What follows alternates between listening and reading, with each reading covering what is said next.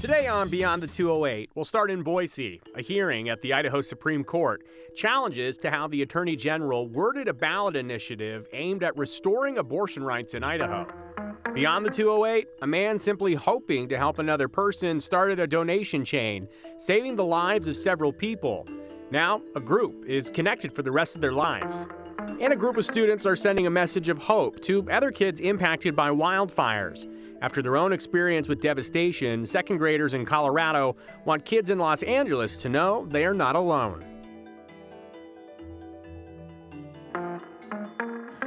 A Supreme Court Friday to end the week. The group Idahoans United for Women and Families is asking Idaho's highest court to make the Attorney General fix ballot language for a 2026 citizen initiative. The initiative is called the Reproductive Freedom and Privacy Act, and it would establish the right to an abortion in Idaho up to fetal viability and in medical emergencies. It would codify a general right to make reproductive health care decisions, and it would protect patients' right to privacy. In the state of Idaho, for an initiative, the Attorney General's office is tasked with writing the short and long ballot titles, which is what this initiative aims to change. And this is a real words matter story. The group says that the ballot title written by the AG is misleading. This is what the voters will see when they make their decision. And they say the term fetus viability used in the title is uncommon, confusing, and could prejudice voters against the initiative. And they want the term fetal viability used. But to make a change, there's a window that justices need to consider. What are you afraid that people are going to think this means that it doesn't really mean? The concern is that it will inflame certain feelings about a fetus versus using this medically appropriate, legally appropriate term to refer to this very particularly point in time. Our standard is, did he substantially comply? It's not, did he perfectly comply? Could he have done it better? That's my struggle with the fetus versus fetal argument. I don't get to say, do I think fetal viability is the best and the most common. I have to send it back. This court has to determine it doesn't substantially comply. The AG's office would later argue in court that words, they really aren't that big of a change, fetal to fetus, and that they could have really gone for political language if that was their motivation. They could have used a term like unborn child. But justices kind of challenge that concept. I think it's exactly equivalent. Our position is that fetus viability and fetal viability are essentially the same term, that modifying a noun with another noun is common English. So if what you just said is correct, then you have no problem if we change the language back to how the statute words it? Well, we have a problem because the AG hasn't exceeded his jurisdiction. Like, this ballot title fairly acquaints voters with the purpose of the initiative.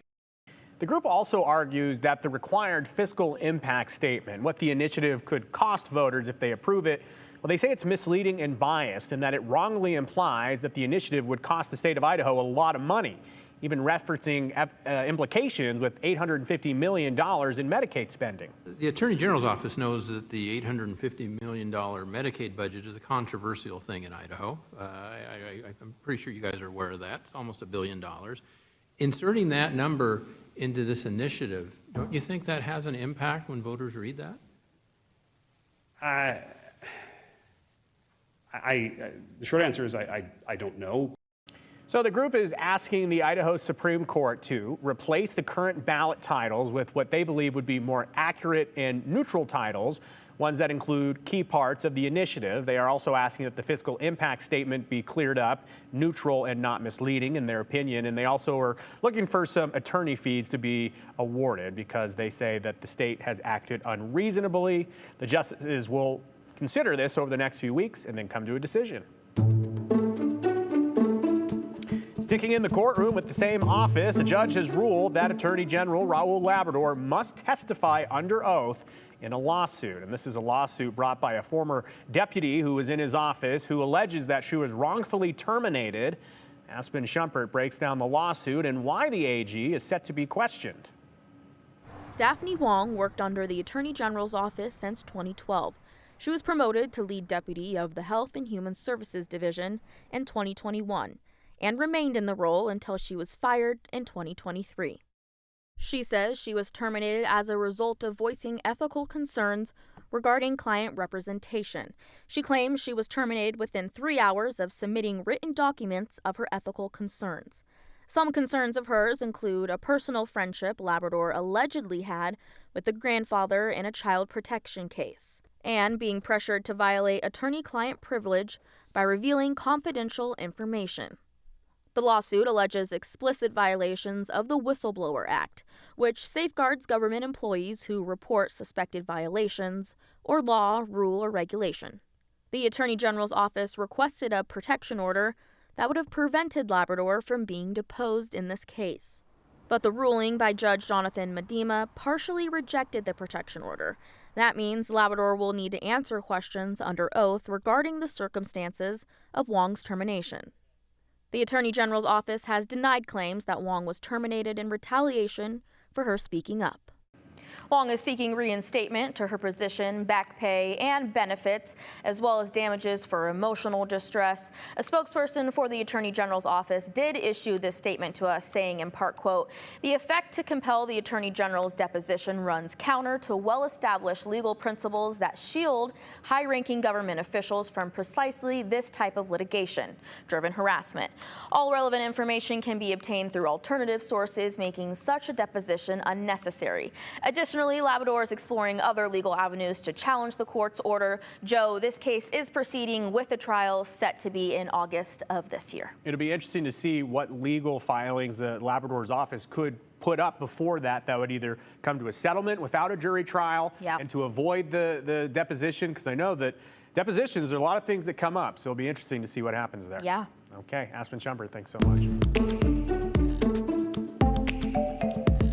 All right, tomorrow, people of Idaho can take back their prescription drugs to get rid of them safely, and we're counting down to the biggest days of giving across our state. Here's some details in the 411.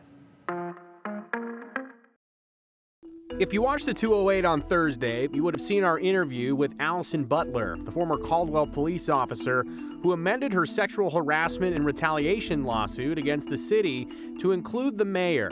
The city of Caldwell has sent us a response today in which the city reiterated that it denies the claims in the lawsuit. In a statement, the city said in part, it only learned of the complaint when asked by KTVB for comment prior to the story airing, and that they could not comment on the case without being aware of specific allegations. Have you ever wondered what to do with all your old medications? Well, tomorrow you can get rid of those drugs, and National Drug Take-Back Day provides a safe and responsible way for community members to dispose of unused or expired prescription medicines. You can find where to take back your old prescriptions closest to you on our website, ktvb.com. Idaho's largest online giving event kicks off on Monday. You can support your nonprofit of choice through Idaho Gives, Monday through Thursday next week. From education in the environment to housing, animal rescue, arts, and much, much more, you can find something that you're passionate about. Choose from more than 640 nonprofits across the state of Idaho, all in one easy-to-use online portal. It's idahogives.org. With the 411 on the 208, that's what we got for you on a Friday.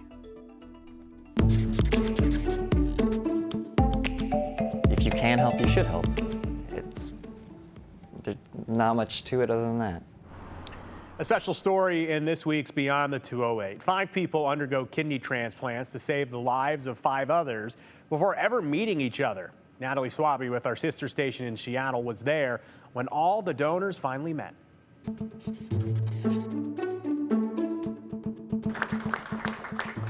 In this room, it's the first face-to-face meeting after life-saving surgeries. I got the call 3 days before the surgery was supposed to happen.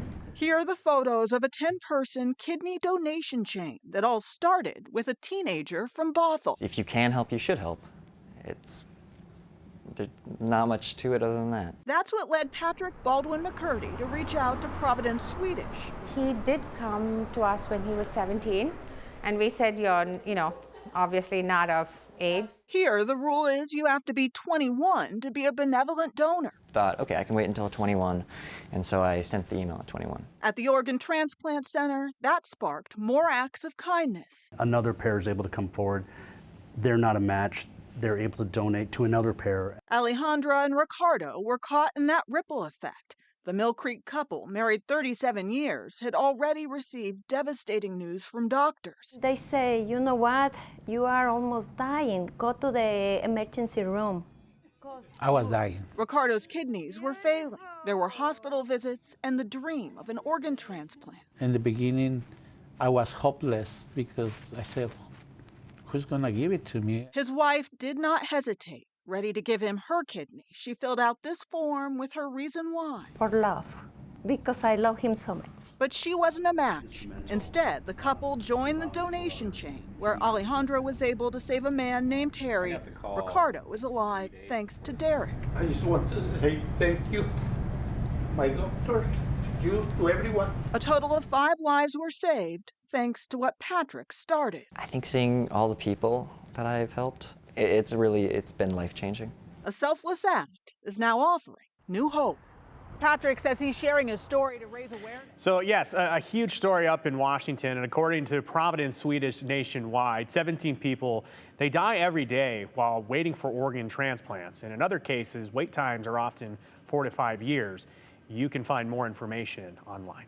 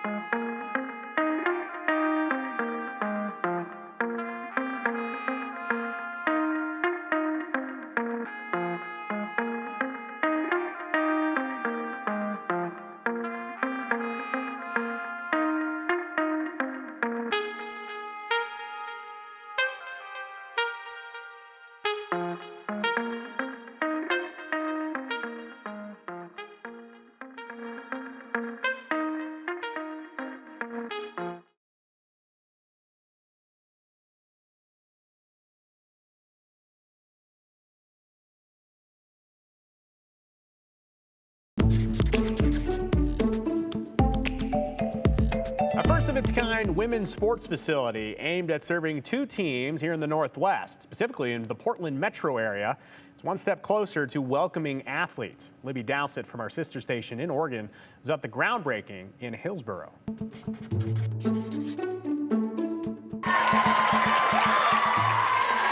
The excitement is growing. Come this time next year, this spot will be the new home training zone for the Portland Thorns and Portland's future WNBA team. They're excited to have a home, a place that they call themselves, a place that they call their own, and I think that's what's exciting for all of us. The Portland Thorns' Karina LeBlanc says this project is a first for female athletes. I played in World Cups and Olympics. I've never walked into a building that was built for the younger version of me. And so when you think of how that's different, that alone sets a whole different tone. Future players like these girls enjoying a day at clinics at the site, even imagining themselves as future professional players. If I really worked hard, I think that would be a really great experience to be able to do that. But if it comes, then it comes. I think that's really cool how they're giving women all these new opportunities to get more into the world, and it's giving women more recognition. Thorns players also think it's cool. An injured Morgan Weaver hoping to be back on the field when the new center opens. We're going to have a grass field here. We're going to have our own facility. It's, of course, shared with WNBA, which is actually so exciting. We're going to be able to have lunch together, meet new people, so that's one thing that I'm really excited about. It sucks waiting. I'm so over it. I'm like, come on, come on. Organizers say the facility, funded by Raj Sports and other investors, will be built in multiple phases at a total cost of more than $150 million to attract the best and brightest female athletes. What do players want to be around? How do we build this so it's a place where people really want to come and play and win in Portland? Co-owner Lisa Bethal saying the facility will have a spa-like feel with both common spaces and privacy, designed specifically with women in mind. So if you start at the top and you give them their space and you make it accessible for all, think of what's possible in the future. Could be up to 3 months before they release the new name for the WNBA team. That they said, though, it's been difficult to find one that's not already in use. Again, the facility expected to be finished by next spring.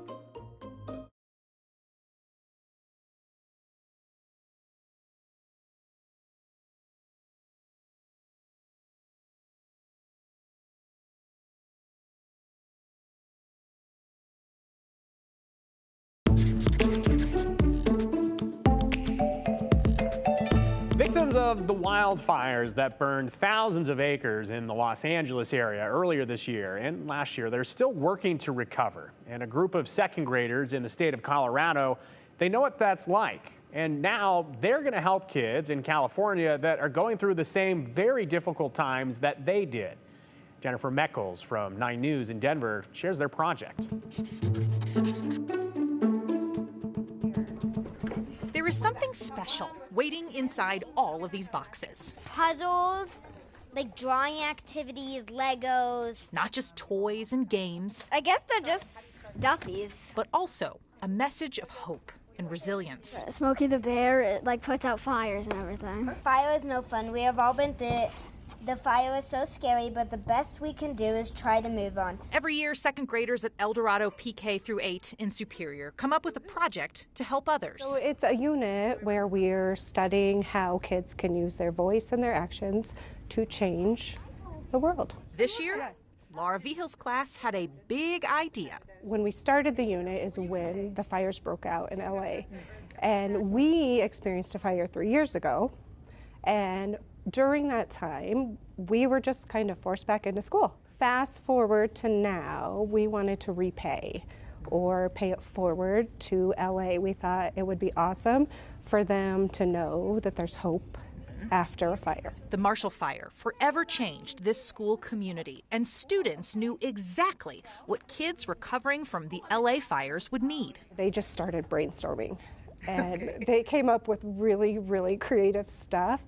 We kind of narrowed the list down, and we created a comfort corner from Colorado. Kids like Charlotte. This one says BFF. And Mason. We hope you will like our cozy corner. They spend a lot of time thinking what kids their age would want. We try to make it good. And the messages they hoped to share. Kids can make a change.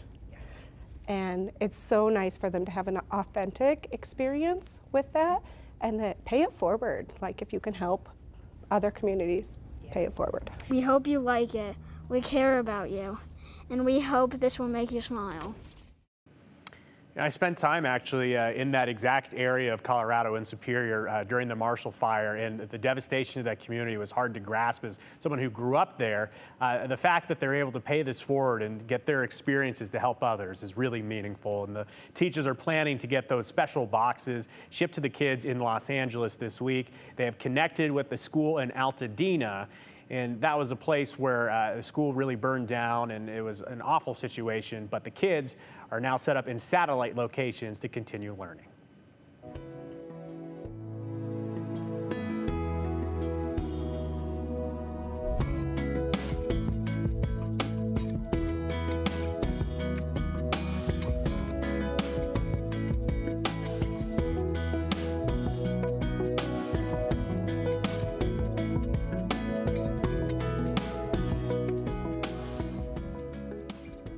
Great photos from our Weather Watchers page, as always, but the start of this spring day is going to look a lot different than the way it ends because we have potential storms on the way to the Treasure Valley. Storms have already reached many other parts of southwest Idaho. This is a look at the Storm Prediction Center's idea of where the storms could hit today, and you can see it's a lot of the Pacific Northwest, not even just Idaho. So this evening we could see wind gusts to 50 miles per hour. Those could be damaging alone, but then we could also see small hail, bursts of heavy rain, and then of course lightning and thunder. This is what we're looking at on our satellite and radar. The big picture here, you can see this low pressure system is pretty well defined sitting off the coast, but we're seeing the impacts all the way here in southwest Idaho. It's bringing us precipitation and a very unsettled weather weekend ahead of us. This is a look at our satellite and radar. Over the past hour or so, we've had lots of lightning bolts in the southern part of Idaho. You can see in this outlined red box here, there have been 34